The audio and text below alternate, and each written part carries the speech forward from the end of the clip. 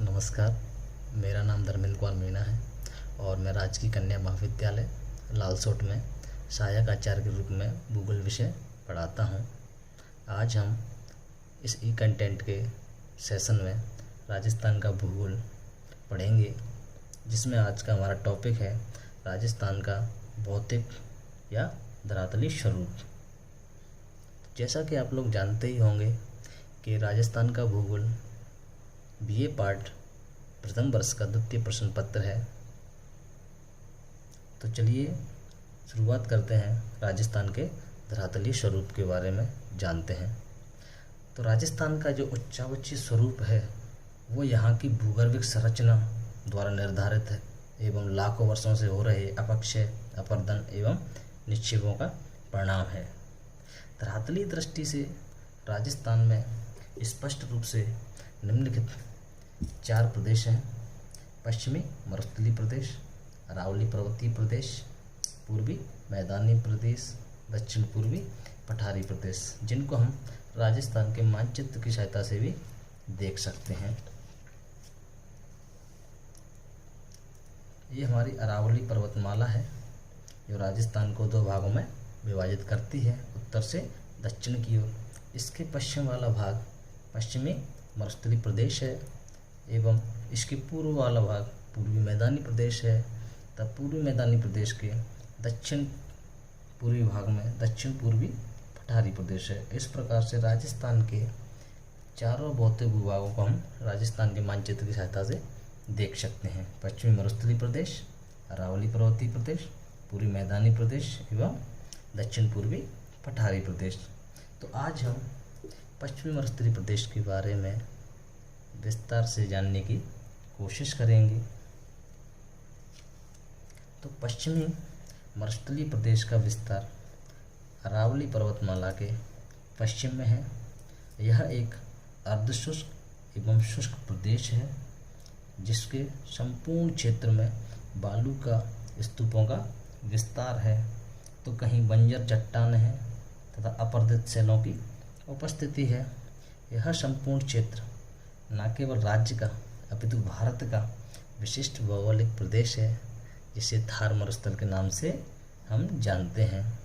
इस संपूर्ण मरुस्थलीय प्रदेश का क्षेत्रफल 1,75,000 वर्ग किलोमीटर है तथा इसके अंतर्गत 12 जिले राजस्थान के सम्मिलित किए जाते हैं, जिसमें शेखावाटी के 4 जिले नागौर, चूरू, सीकर, झुंझुनू, इसके अलावा हनुमानगढ़, गंगानगर, बीकानेर, जैसलमेर, बाड़मेर, पाली, जालौर एवं जोधपुर को शामिल किया जाता है।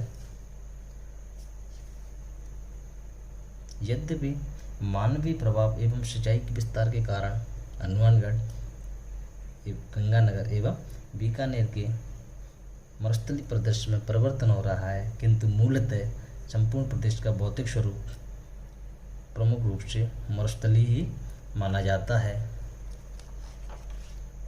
अगर हम इस मरुस्थलीय प्रदेश के सामान्य ढाल की बात करें तो इसका सामान्य ढाल पूर्व से पश्चिम की ओर, उत्तर से दक्षिण की ओर है तथा इसकी औसत ऊंचाई उत्तरी भाग में समुद्र तल से 300 मीटर तथा दक्षिणी भाग में समुद्र तल से 150 मीटर है।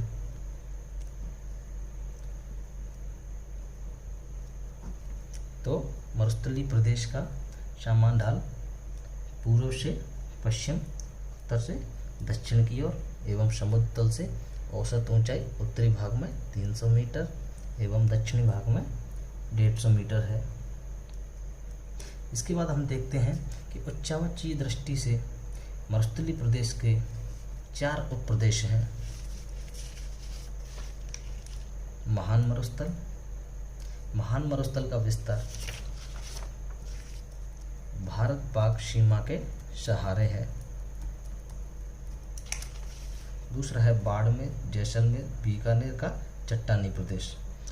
इसका क्षेत्र बाड़मेर, जैसलमेर, बीकानेर नगरों के चारों ओर अपरदित ग्रेनाइट एवं चूना पत्थर की चट्टानें हैं। इसके अलावा तीसरा है लघु मरुस्थल। लघु मरुस्थल का विस्तार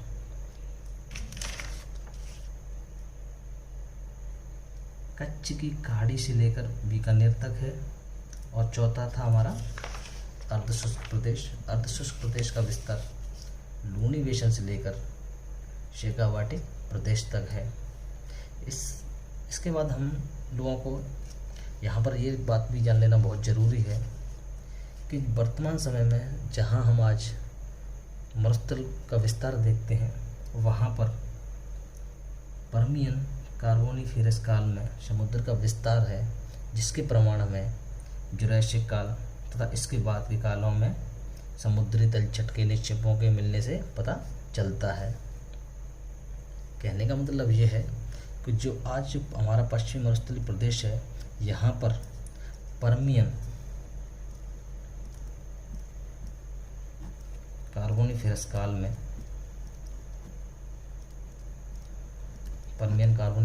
में यहाँ पर समुद्र का विस्तार था, जिसके प्रमाण हमें जुरासिक काल तथा उसके बाद जो काल आए हैं उनमें यहाँ पर हमें समुद्री तलछट के निक्षेप मिले हैं, जिसके आधार पर हम इसका पता लगाते हैं कि यहाँ पर समुद्री विस्तार था पर्मियन कार्बोनिफेरस काल में। यह मरुस्थलीय विस्तार का प्रमुख कारण अनियंत्रित पशुचारण एवं दक्षिण पश्चिमी हवाएं, खासकर जो कच्छ के रन से बहकर आती हैं, को माना जाता है, जिसके कारण कालांतर में समुद्र का विस्तार घटता गया। ये कहें कि समुद्र पीछे हटता गया और इस संपूर्ण क्षेत्र पर मरुस्थलीय प्रदेश, ये कहें कि रेत का विस्तार हो गया।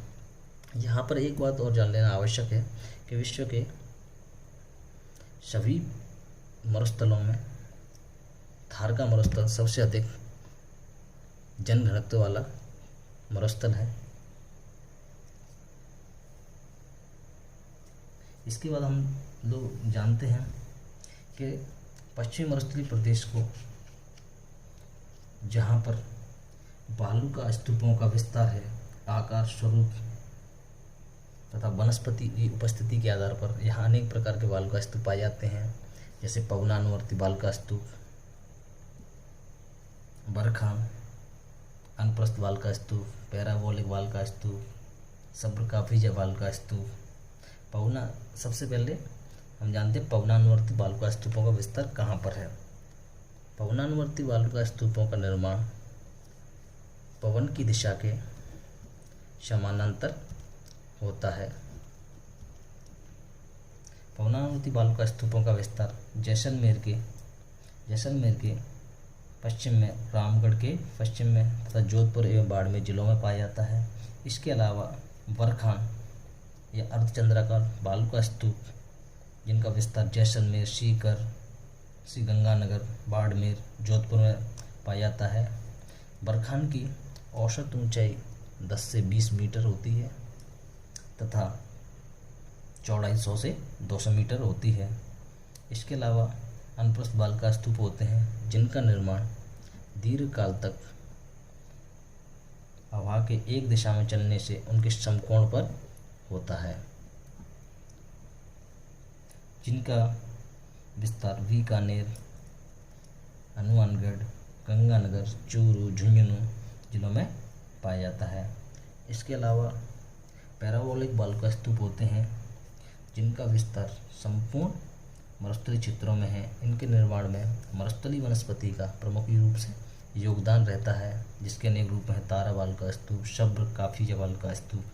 सब्रकाफिज बालू का स्तूप जो मरुस्थलों में छोटी छोटी झाड़ियाँ एवं घास पाई जाती है, उनके पास रेत के जमाव से इस प्रकार के बालू का स्तूपों का निर्माण होता है। इस संपूर्ण मरुस्थलीय प्रदेश में एक बालू का स्तूप रहित क्षेत्र है। यह जैसलमेर जिले में स्थित है। यहाँ बालू का स्तूपों का पूर्णतः अभाव पाया जाता है। यह क्षेत्र अवसादी शैल से ढका है।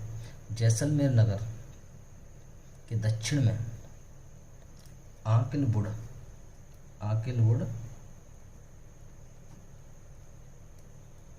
फॉसिल पार्क है। आकिलवुड फॉसिल पार्क जैसलमेर जिले के दक्षिण में आंकलवोड फॉसिल पार्क विशिष्ट उदाहरण है, जहाँ पर बालुका स्तूपों का विस्तार नहीं पाया जाता है।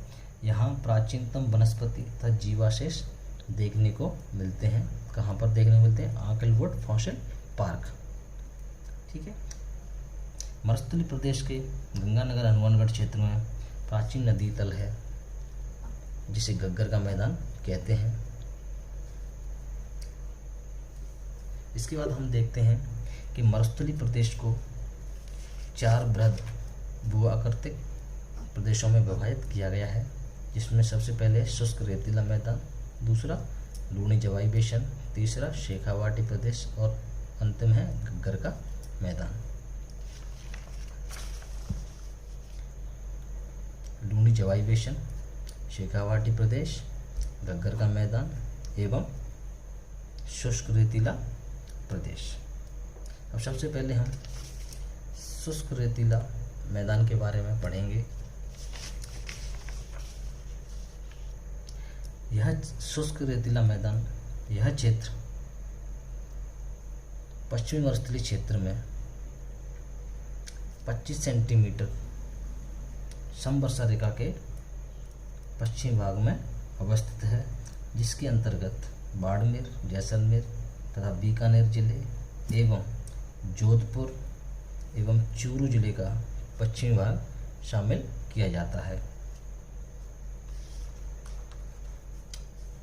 इस प्रदेश में बालुका स्तूपों का बृहद विस्तार है, जो 15 से 25 मीटर ऊंचाई तक पहुंच गए हैं। यहाँ सभी प्रकार के बालुका स्तूप पाए जाते हैं, किंतु बरखान या ये कहें कि अर्धचंद्राकार प्रकार के बालुका स्तूपों का यहाँ पर विस्तार है। इसके अलावा इस प्रदेश में अनेक खारे पानी की छिछले गर्त पाए जाते हैं, जिसमें बाप, फलौदी, पोकरण, लूनकरणसर, रामगढ़ आदि हैं। यह संपूर्ण क्षेत्र वास्तविक मरुस्थलीय प्रदेश के अंतर्गत आता है। तो ये 25 सेंटीमीटर की समवर्षा रेखा है, जो हमारे पश्चिमी मरुस्थलीय प्रदेश को 2 भागों में विभाजित करती है। उसका पश्चिमी भाग शुष्क प्रदेश के अंतर्गत आता है। ठीक है। दूसरा हमारा बृहद भाग है लूणी जवाई बेसिन।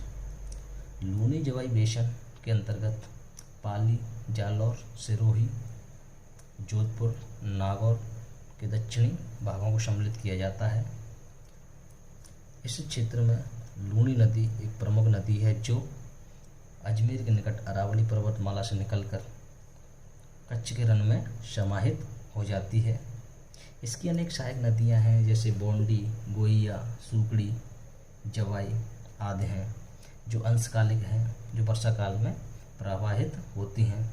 लूणी नदी का संपूर्ण अपवा क्षेत्र एक जलोढ़ मैदान है, जिसे लूणी बेसिन के नाम से हम लोग जानते हैं। इस क्षेत्र के कुछ हिस्सों पर लवणीयता भी दृष्टिगत होती है, विशेषकर वह क्षेत्र जो कच्छ के रण के आसपास है। तीसरा हमारा जो प्रदेश है वह है शेखावाटी प्रदेश। शेखावाटी प्रदेश के अंतर्गत झुंझुनू, सीकर, चूरू जिले तथा नागौर जिले का उत्तरी भाग शामिल किया जाता है। यह प्रदेश मध्यम एवं निम्न ऊंचाई के बालुका स्तूपों से युक्त रेतीला मैदान है। यहाँ कोई साल भर प्रवाहित होने वाली नदी नहीं है। यहाँ पर मेघा, रूपनगढ़ प्रमुख नदियाँ हैं, जो अरावली पहाड़ियों से निकलकर सावर झील में गिर जाती हैं। इनके अलावा कांतरी नदी है, जो अरावली पर्वत श्रेणी से निकलकर उत्तर पश्चिम की ओर प्रवाहित होते हुए राजगढ़ के निकट रेत में समाहित हो जाती है। इस क्षेत्र में भी ये कहें कि इस प्रदेश के अंतर्गत भी खारे पानी के छिछले गर्त पाए जाते हैं, जिसमें प्रमुख रूप से डीडवाना, डेगाना, तालछापर, सुजानगढ़, कुचामन आदि महत्वपूर्ण है। और जो सबसे लास्ट में हमारा भूभाग है, ये भौतिक भाग है, वो है गग्गर का मैदान। घग्गर के मैदान का विस्तार गंगानगर, हनुमानगढ़ जिलों में है, जिसका निर्माण घग्गर नदी की बाढ़ से हुआ है। घग्गर नदी को प्राचीनतम सरस्वती नदी के नाम से जाना जाता है, लेकिन वर्तमान समय में घग्गर नदी को मृत नदी के नाम से जाना जाता है या कहा जाता है, क्योंकि इसका प्रवाह तल स्पष्ट रूप से दृष्टिगत नहीं होता है, लेकिन वर्षा काल के समय न केवल इसमें जल प्रवाहित होता है, अब तो बाढ़ भी आ जाती है। वर्तमान घग्गर नदी प्राचीन वैदिक कालीन नदी है, जिसे मैंने पहले बताया था, जिसे क्या कहते थे, सरस्वती के नाम से जाना जाता था, जिसका उद्भव हिमालय से या शिवालिक श्रेणी से होता था। घग्गर नदी के तल को स्थानीय भाषा में नाली के नाम से जाना जाता है। इस मैदान का विस्तार हनुमानगढ़, गंगानगर के सूरतगढ़ होते हुए पाकिस्तान तक है। इस संपूर्ण क्षेत्र में एक समतल मैदानी क्षेत्र है, जहां सिंचाई सुविधाओं के विस्तार से यह राज्य का प्रमुख फसल उत्पादक क्षेत्र बन गया है। प्रारंभ में यहाँ गंगा नहर द्वारा और वर्तमान में इंदिरा गांधी नहर द्वारा पर्याप्त मात्रा में सिंचाई सुविधाओं का विस्तार होने से मरुस्थलीय परिदृश्य में परिवर्तन हो रहा है। अर्थात कहने का तात्पर्य इसका यही है